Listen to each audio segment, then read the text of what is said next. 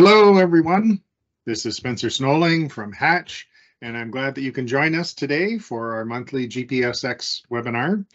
Today, we're going to be talking about modeling simultaneous nitrification and denitrification in low DO systems using GPSX. I think to a certain degree, this is going to be material that's been covered in various ways in other webinars that we've done over the past, well, we've been doing the webinars for 10 years now. So, I know, and I'm going to reference a few webinars along the way here that we've done in the past 3 years that kind of cover a lot of this. But I thought it would be good to maybe bring certain aspects of each of those topics about how we model nitrification and denitrification, how we set up DO control and do optimization. So I've selected bits and pieces and put them together into one webinar here because this is an interesting topic that I do get questions about on a fairly regular basis.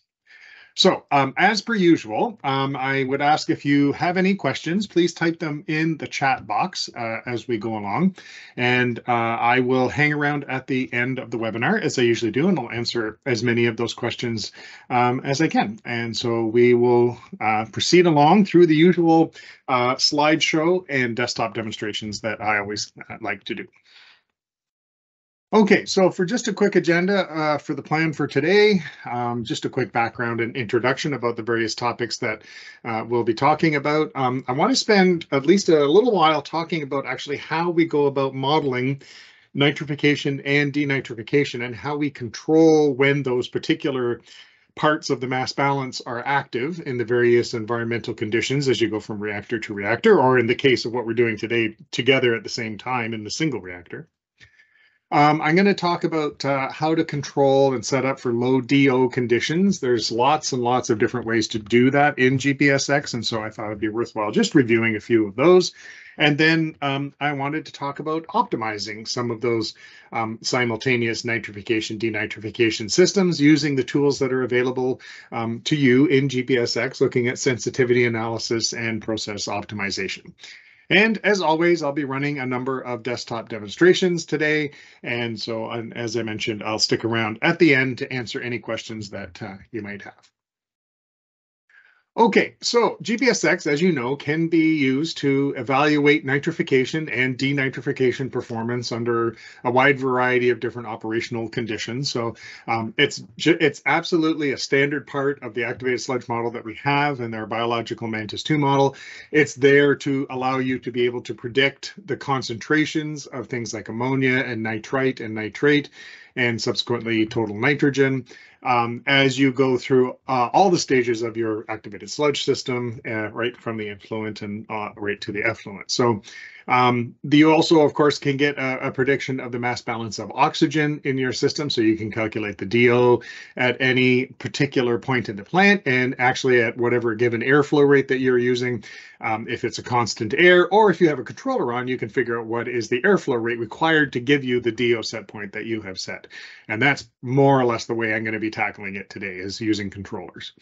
And of course, since pH and alkalinity in particular are relevant to the discussions of nitrification because it consumes, and denitrification because it provides alkalinity back to the system, those are also there available for you to do as well. And since aeration is an energy intensive aspect of activated sludge, you also can get predictions of energy cost. And I've seen many places where people have used that output from GPSX, from our operating cost models, to be able to sort of analyze what is the financial impact of switching to a low DO system, or to make any change that they have at their particular facility.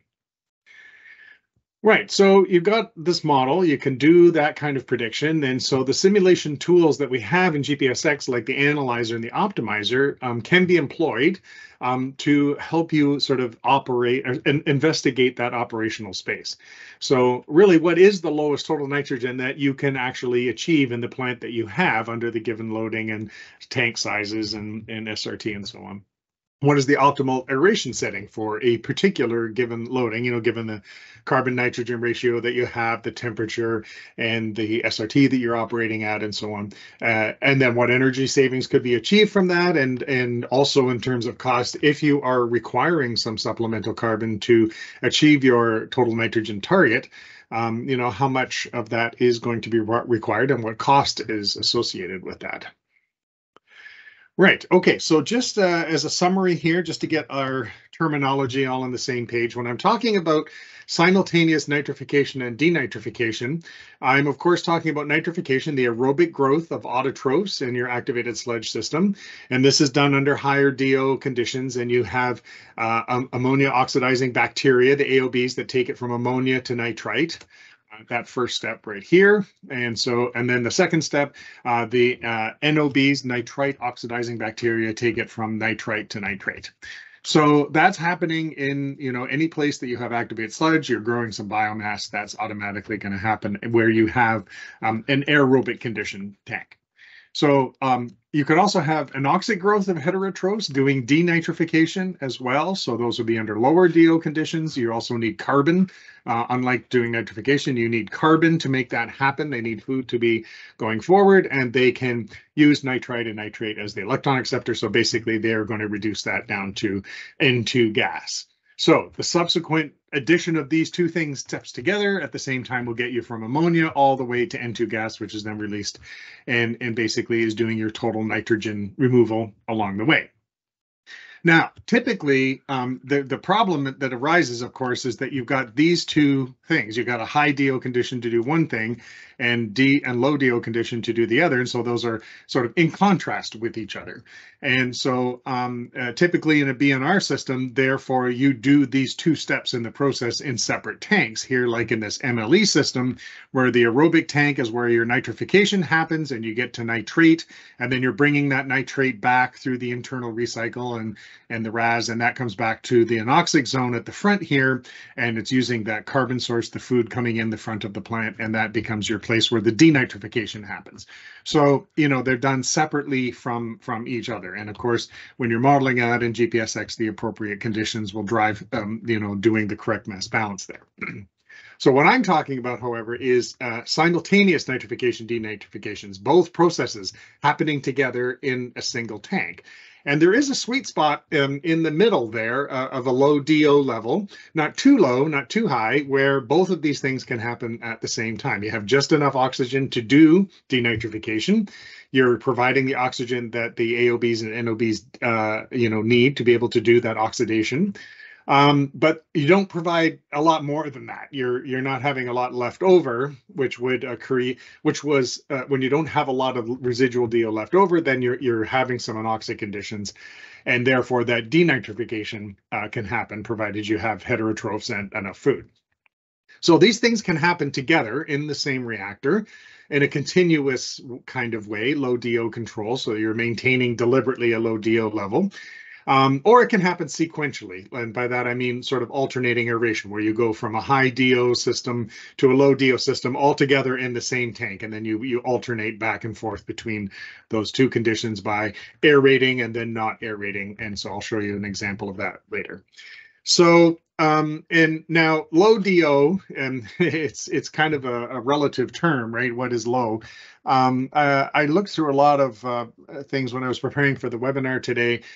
It generally seems to have the name low DO associated with less than 1 milligram per liter of dissolved oxygen, but often it's less than that, where I think quite frequently people were talking about a low DO system. They mean things like 0.25 milligrams per liter of oxygen or 0.5, those are the areas. And as we will see when we get down to doing some simulations here, that's where often the optimal settings are. So SND has a number of benefits. Obviously, the very first one being lower aeration costs. You're not providing a lot of extra aeration that you don't need in order to be able to get to where you need to go. You're getting rid of the ammonia and not spending any extra energy on doing that. It allows you to meet stricter treatment targets because, of course, you're doing nitrification and denitrification together in the same tank. And that allows you to get to lower DO settings. And particularly, if you can get it really nicely optimized, you can get to very low DO.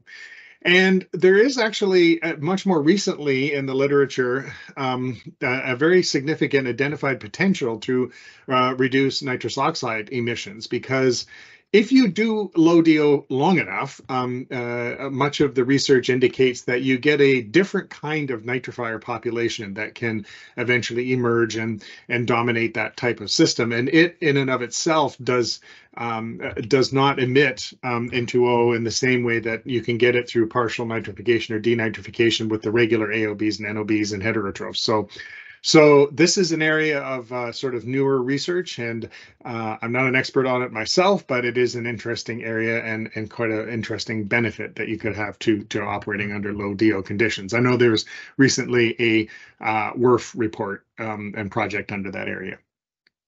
So downsides to doing SND, it's only possible at places where you have significant blower turn down or other kinds of DO control abilities, right? So you need to be able to keep it and have good DO control at very low settings. And of course, you don't want to go too low, so you want to have a very fine band of control there. So, and of course, a lot of facilities are not really set up to do that. So that's one limitation.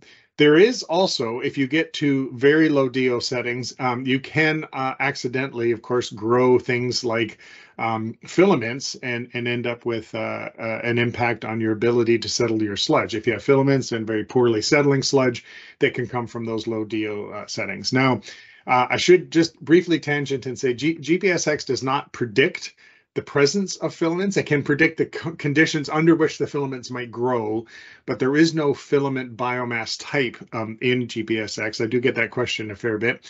There is not really an established model in our industry that we have of modeling filaments the same way we do nitrification and denitrification and BioP and Animox and so on. A lot of those biomass types are really well known and understood, but filaments are not actually. So that model does not quite exist, although it is something we have experimented with in the past.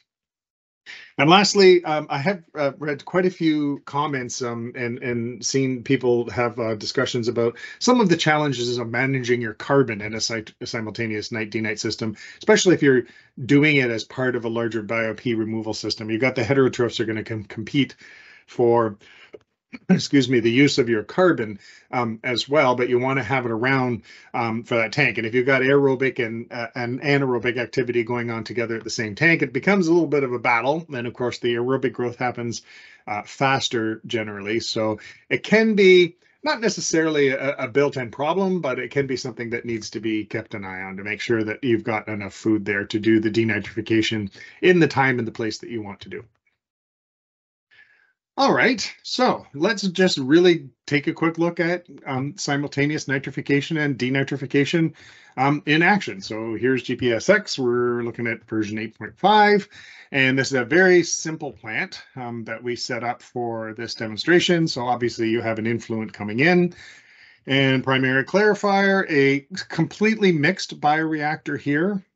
I've chosen to go with a completely mixed bioreactor in this case because part of what we want to show is the fact that we don't have separate zones. So this is everything mixed together, and we're doing both steps in the process together in one reactor. It also is a little bit easier to set up and demonstrate in this sense.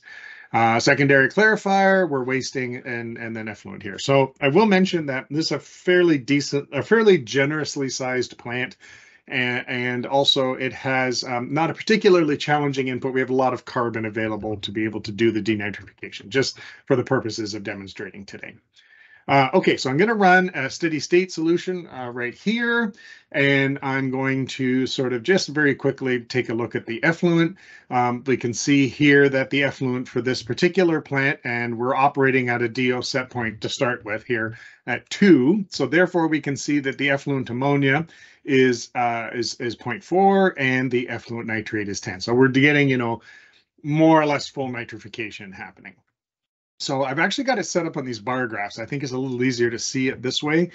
And so right now we're doing full nitrification. Most of the ammonia has been removed, but it was 25 coming in and it's only like 10 point something going out. So we're doing some total nitrogen removal. And in fact, I'm going to run a dynamic simulation here and just make adjustments to the amount of aeration happening. I'm just going to move up this DO set point to 5. And you can see that actually, as we move up, we're in fact doing more nitrification and less denitrification, right? Like it's probably nitrifying as much as it was before, but now it's fully aerobic, so we're not really getting a lot of denitrification happening at this level. So nitrate is actually quite high. Okay, so let me go back to the 2 there again. And now let's go down the other way. And so down here, you can see that, actually we're getting quite a lot more denitrification as we go to the more anoxic place here. And actually, as we go a little bit low, if we go too low, we can see the ammonia start to come up. In fact, I went all the way to 0 there by accident.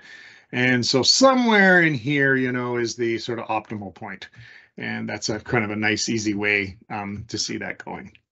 All right, so that's just as a really simplest setup that we have in one CSTR. We're doing both nitrification and denitrification. Okay, so I want to talk a little bit now about how that's actually modeled in GPSX. And so I'll reiterate the point that I was trying to make earlier, which was that there's nothing particularly special or you'd need to do anything out of the ordinary in order to model it. It's a standard part of the way that all these biological models work. We have the nitrification steps because we're growing nitrifiers and aerobically, and then as long as you get that right kind of environment, if you get the anoxic environment, then you will denitrify if you have heterotrophs and if you have enough food. So those things are already built into the Mantis 2 biological model, 2-step nitrification. So we have our AOBs and our NOBs. Here's the AOB growth. Excuse me. If you go to the output menu and you go to Mantis 2 rates, there's a menu here. I don't know. I've always tried to sort of encourage people to take a peek at this menu if it's not something you've really looked at before. It's basically all of the processes that are being modeled, individual processes as it goes along. And you can actually take a look at the actual growth rates themselves. Now, I should note, by the way, these are in units of COD, per milligrams per liter of COD per day. This is growing of new bugs, as opposed to removal of the nitrogen. We would then multiply this rate by the appropriate stoichiometry to figure out how much of the ammonia and the nitrite was being removed. But nonetheless, you can see these are positive numbers here. You can see that they're positive non-zero numbers. That means that things are growing, things are happening. You can actually look at all the other rates there. This is a fairly long menu, but it is absolutely the best place to kind of get into the weeds and look at what's actually going on at each step in your process. You can also plot from the concentrations menu the AOB and NOB concentrations of the biomass themselves. You can see here, for example, in this setup that I had, heterotrophs are here at the top. Let me get rid of that box. Heterotrophs are here at the top, 1,300. So you always got like a whole, order or two of magnitude more heterotrophs than nitrifiers. But you can see here they are growing, they are present, doing their job, and all of this other stuff is basically not present. We're not growing PAOs, and we're not having any of these fermenters or anammox or anything else. So this is a way to kind of monitor and understand what's going on in the model with respect to the breakdown of your biomass population. But nonetheless, for SND, we're looking at these 2 concentrations here. So if we go farther down that Mantis 2 rates list, and we're getting to that step of doing the denitrification, basically we're looking at the anoxic growth of heterotrophs under various types of conditions here. So, and now I apologize that the menu gets kind of cut off when you open it up at first here, but you can see because I held my cursor over there, you can see the full name of each one of these rates. Here, anoxic growth of heterotrophs on regular soluble substrate. And then it's using nitrate here as the electron acceptor. So basically it's doing denitrification of NO3. And you can see here that nitrate would be one of the other ones, probably this one right here, I believe. Some of these other ones are the other substrate types and so there's like multiple sets of these. And of course, some of the other biomass types also do denitrification, such as the PAOs. And of course, you have your methylotrophs that are there specifically to do that job as well. So I'm just sticking to talk about regular heterotrophs here, and just thought I would point out that you can pop in here and take a look at what's going on. Sometimes it's kind of handy to look and understand how much of the denitrification is happening on the nitrite before it even ever gets to nitrate, that kind of thing. Okay, so let's talk a little bit about the actual math behind it all here. And so if you're familiar with the ASM type models, You'll note that, or you'll know that we use these sort of growth equations to describe the process that is undergoing, that the biomass types undergo when they're in the system. And so we have multiple sets of these growth equations that are turned on and off at the appropriate times via these types of Minode switching functions. So, for example, this is the ammonia oxidizer's growth rate. You can see we have a specific growth rate constant here. Then this is the amount of AOBs present. And then we have these terms. They're in brackets, and these are basically various types of things that turn on and off the growth. So these two first ones here, this is for oxygen and this is for ammonia. They basically tell us that we want these things to be active if there's lots of that particular thing present. So here we want to make sure that we've got lots of oxygen, and that's what's going to happen here. And then we got to have ammonia. And if either one of these things is missing, then this whole growth rate stops. Now, these two things over on this other side here are actually inhibition terms that come from including free nitrous acid inhibition and free ammonia inhibition. We have other webinars where we go into that detail, so I won't bring them up here today, but I did include them in the growth rate equation just for the sake of completeness. So let's take a look at the oxygen switching function. Now, pardon me while I take one minor terminology tangent here. I know a lot of the time I've probably referred to this as being the saturation term in the past, but since we're talking about oxygen, I didn't want to talk about oxygen saturation, meaning what's the maximum amount of oxygen that you can dissolve into clean water? That's also called oxygen saturation. So I didn't want to talk about oxygen saturation concentrations. So I'm going to stick to calling this the switching function, just for clarity. Okay, so hopefully that's not confusing. I'm going to talk about switching functions and I'm going to talk about inhibition functions as well. Okay, so here we go. This is a switching function. You can see it has oxygen on both the top and the bottom, and it has this half saturation coefficient. Now, the purpose of this, as we said, is like a light switch. You want to turn things on and off. This piece inside the brackets here goes between 0 and 1, and it is multiplied out by the rest of the growth term. So what we want to do is want to say when we have no oxygen, we want this entire aerobic growth equation to be turned off, and so this part goes to 0. And when we have lots of oxygen, so when this number is much bigger than this number, this basically goes to 1, and we get sort of maximum growth happening. And that's, of course, what's shown on this graph right down here. So this is the dissolved oxygen level on this axis, and I'm showing what the curve shape looks like for a value of the half saturation coefficient of 0.25. This is actually the default for AOBs in GBSX. And we can see here that, yeah, if your oxygen gets all the way down to 0, then we turn off this equation. But as long as you have, some, if you had 2 or 3 or 4, we would be way over here on this part of the equation, and we're running at like 95% of maximum at this point here, this being 100 at the top. But if we drop down to like 0.2 or something, then we're way down here. The definition of K is basically a half saturation coefficient. So if it's here, that means it's the value at which our process is running at half speed, basically at 50%. So that's the definition. So if you make this number larger, that makes it more sensitive to the absence of oxygen. And so we've calibrated these numbers actually quite well over the years. Okay, so the other side of that is the anoxic inhibition function, right? This is basically where we want to do the same thing, except we want to turn off this particular rate in the presence of oxygen. So this is what's being used in the anoxic growth equation. This is on the denitrification side.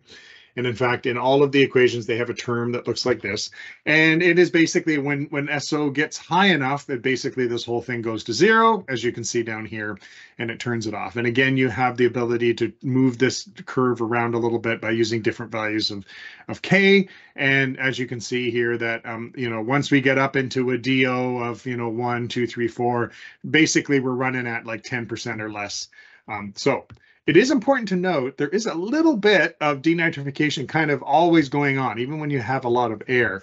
This is actually there to represent, in the way that this value has been calibrated, that, tanks are not perfectly, completely mixed. There's going to be little bits of anoxic area. And also the flock itself has some anoxic parts too. You don't have perfect diffusion all the way through the flock itself. So there will be just, a little bit of smidgen of denite going on in aerobic tanks a lot of the time anyway. Right. Okay. So I want to show you these two things side by side now. So now what we're doing is we're talking about doing these things simultaneously at the same time in the same tank. So here we're going to start on these curves at 2 milligrams per liter. So if you were doing, a full-on aeration system where you had 2 milligrams per liter of dissolved oxygen, this is where you would be sitting on those two different curves.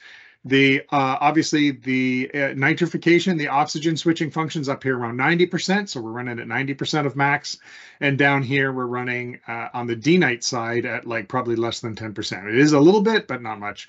And of course, that's what we want. We want nitrification happening when we got lots of oxygen. Then if we were to turn off the air, you would slide down to the other part of the curve here. And in fact, if we went all the way to 0, we would end up with an oxygen switching function of 0, which means it was completely turn that right off. And our inhibition function is running at 1.0. It's 100%. The denitrification will be running as fast as it possibly can because we have an absolute 0 of oxygen. So in a denite system where we want both of those things to happen at a reasonable rate, you're probably going to be sitting somewhere in here, right? We're going to be sitting in a place where we want to have nitrification. We want to have it happening because you can't really denite, anything unless you've nitrified it first.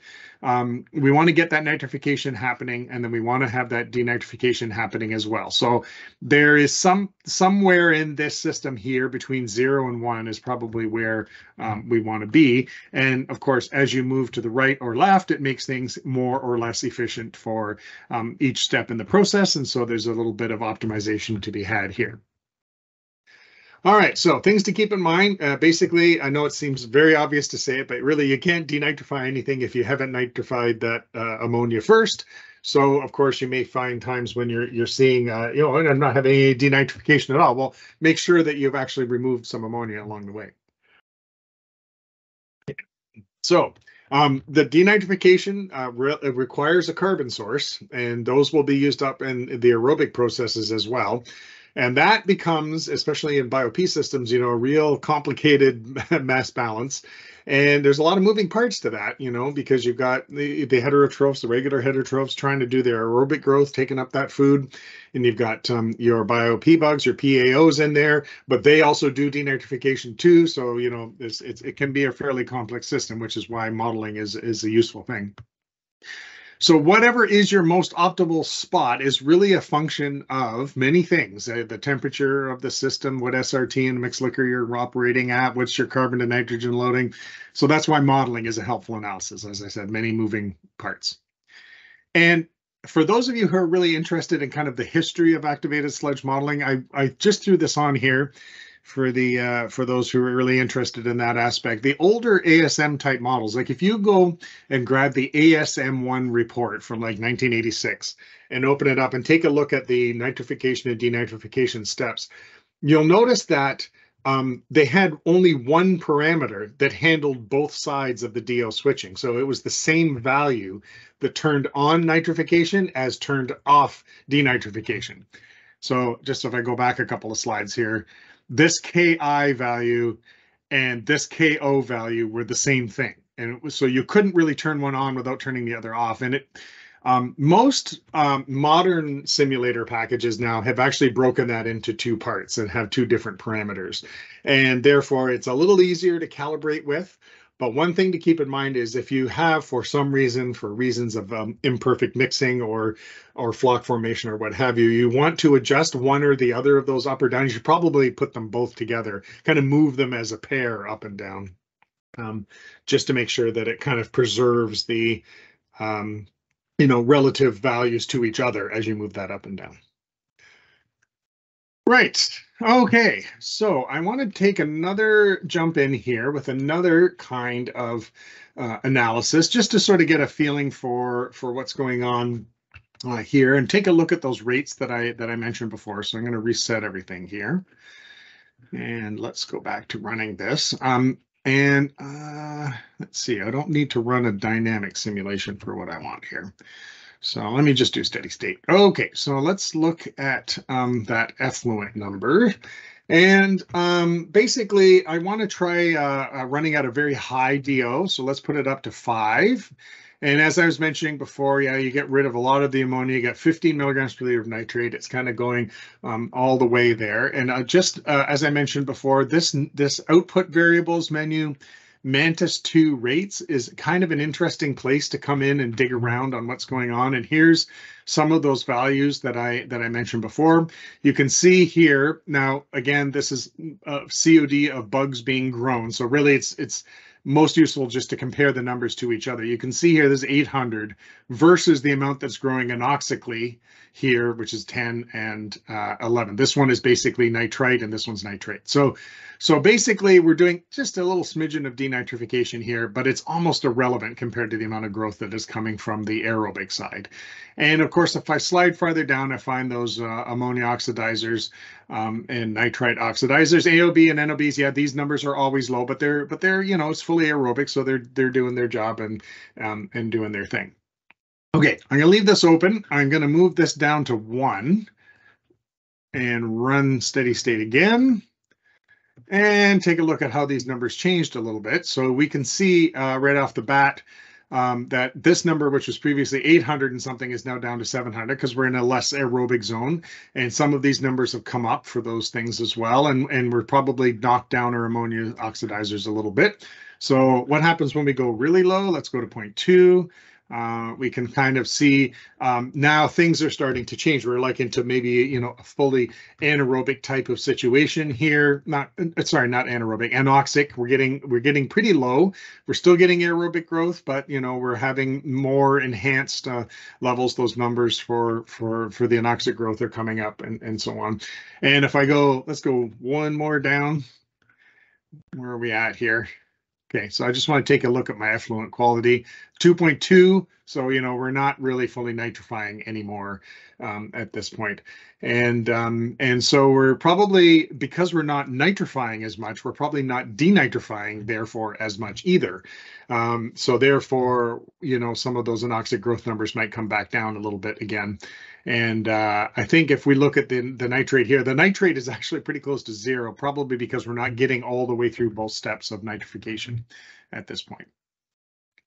Okay, so that's something to just kind of play around with and experiment with a little bit, if you like, by looking at the Mantis 2 rates menu. Let's go back to the slides. Okay, so as I mentioned before, you need these low DO conditions. And so I wanted to cover off a little bit about how you set up low DO conditions in GPSX. This is actually relatively straightforward stuff, but I thought I would mention it. I was, of course, using the regular PID airflow controllers that are built into every one of the bioreactors. And so I'll just show you how that works in a moment. You have, of course, the external PID controllers that you can drop on the drawing board and set up in any way that you like.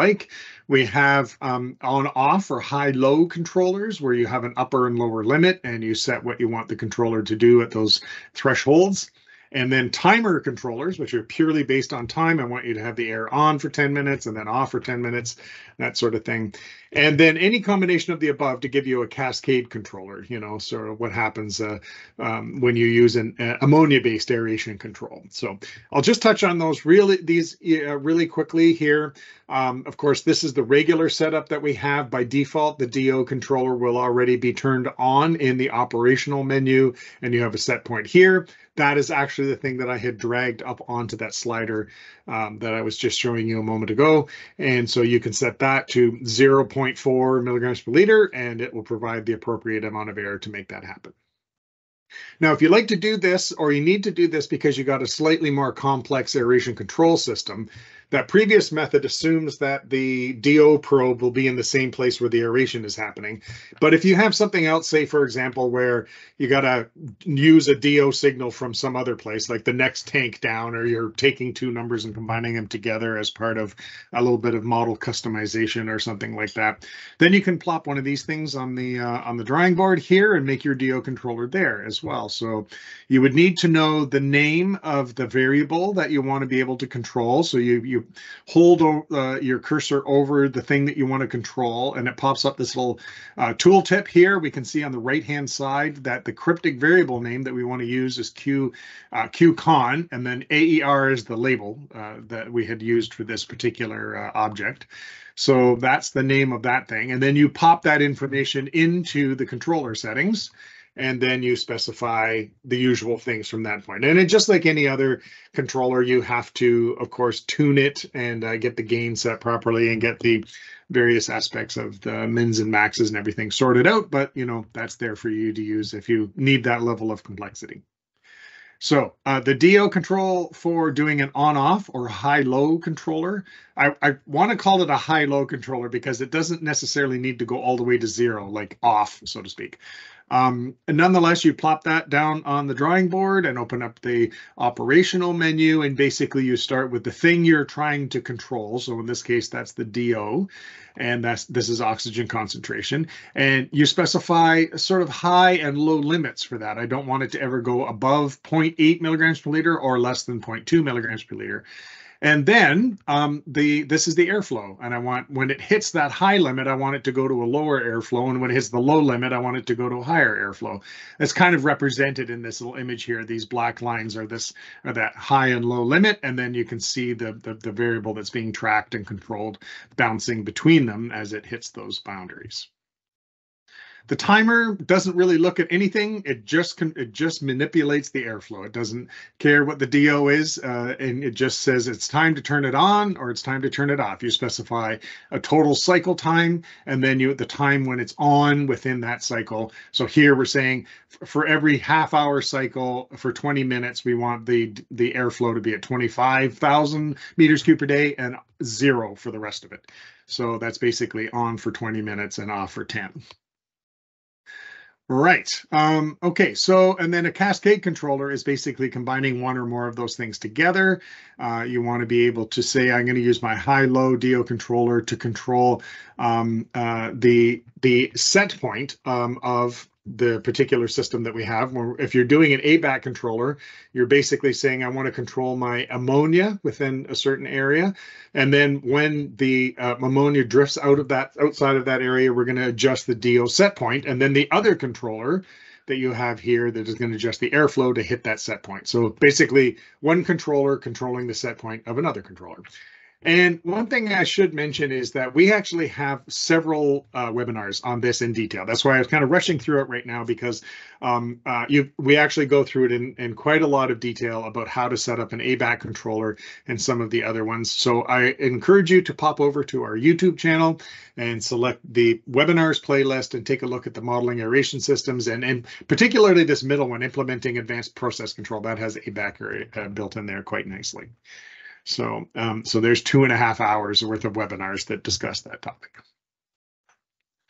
Right. Okay. So what I decided to do is, since we've covered ABAC and various other ones over in those webinars, today I would talk about just looking at the timer controller and basically having some aerated time and then not aerated time. So therefore it's doing, we'll call it simultaneous nitrification and denitrification. It's basically doing a bit of both, and it slides back and forth between the two conditions that will promote one or the other as we go along.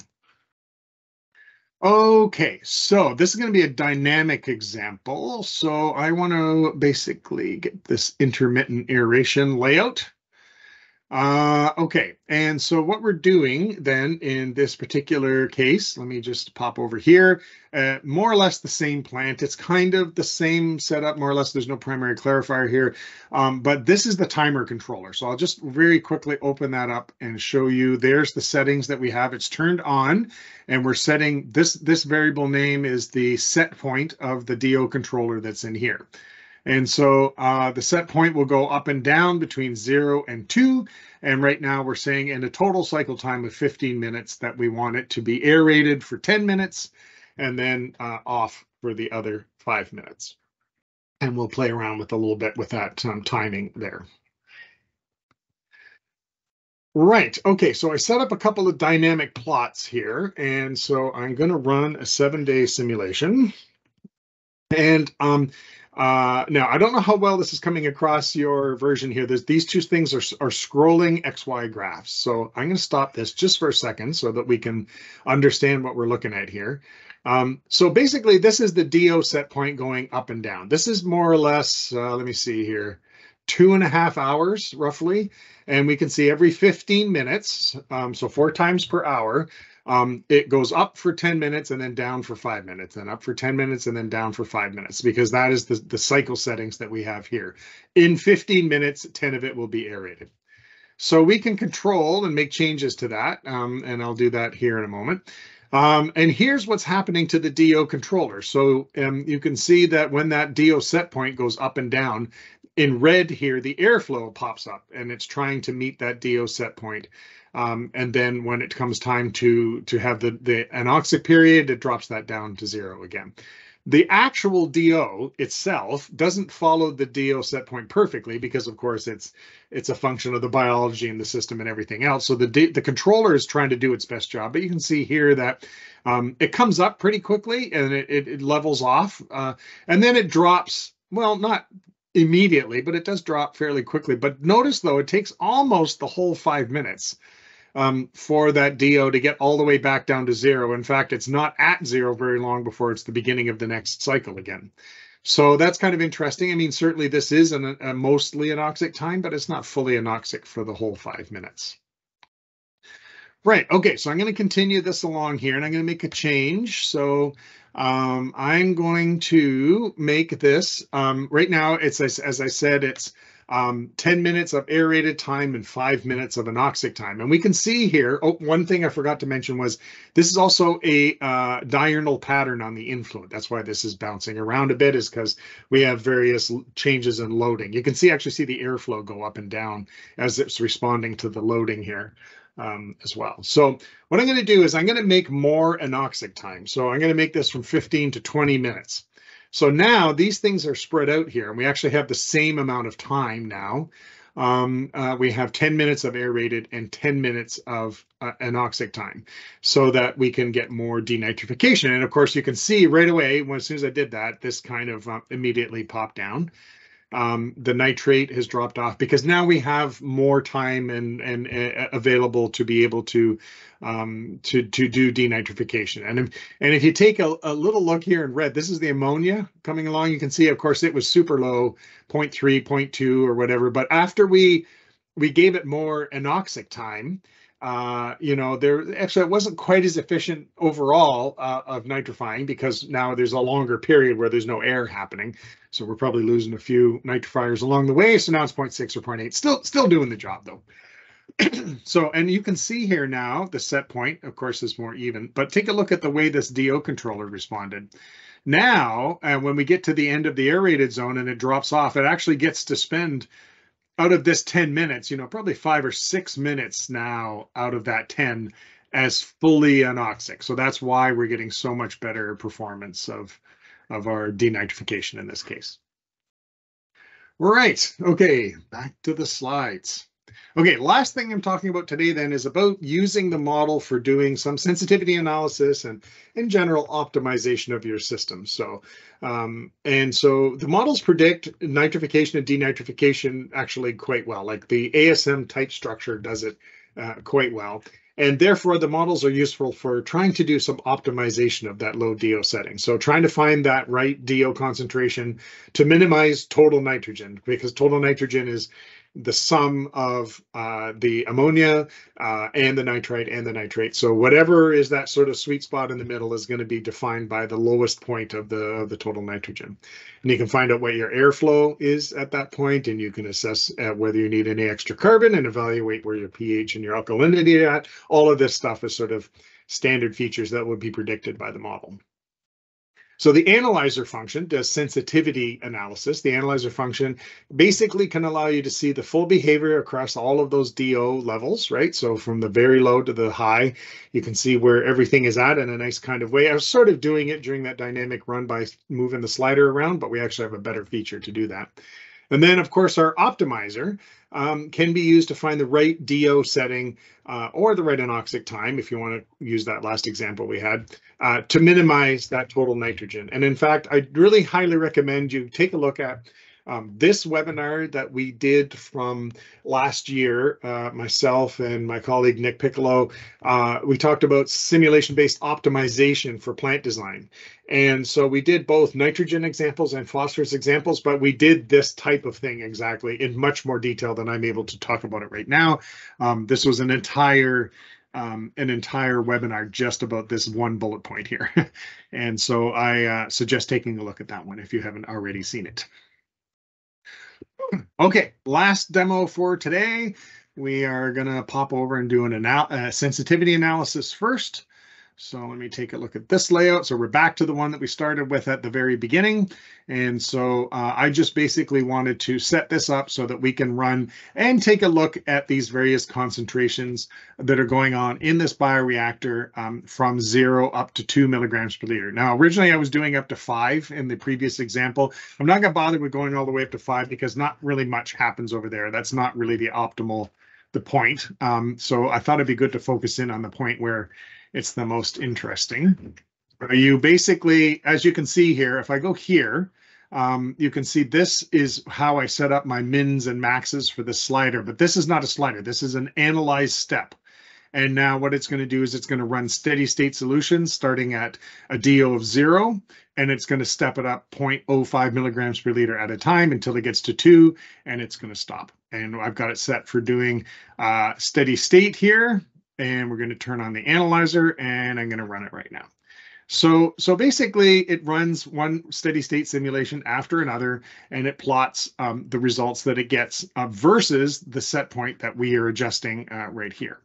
So you can see, obviously, as we increase the set point, the DO goes up. That's in fact exactly what we're doing. We can see what the airflow looks like here as we get from no nitrification at all up to a nitrifying situation. And then you can see here, if I look at effluent ammonia and effluent nitrate, you can see the ammonia comes down and pretty much stays down the whole way. And then there's a point at which we're fully nitrifying and then starting to denitrify as well on this side over here. So, and then when we get to a point here around 1 milligram per liter, it's not anoxic enough anymore to denitrify. So suddenly all that stuff that's being nitrified just kind of stays there as nitrate.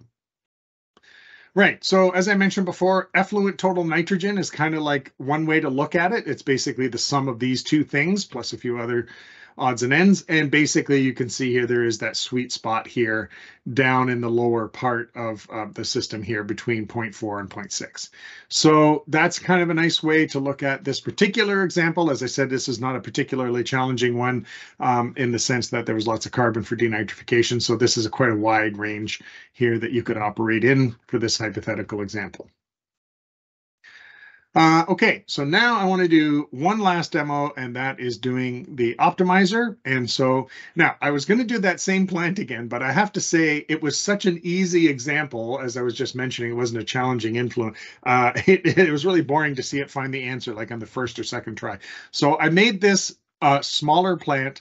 I made it have a much lower amount of readily biodegradable substrate in the influent, still same amount of nitrogen. So I made it a little more challenging and to try and find the correct answer. So, or sorry, the most optimal answer. So what's been done is I'm actually using the optimizer. Let me just go back here and pop into the optimizer menu. So optimize setup.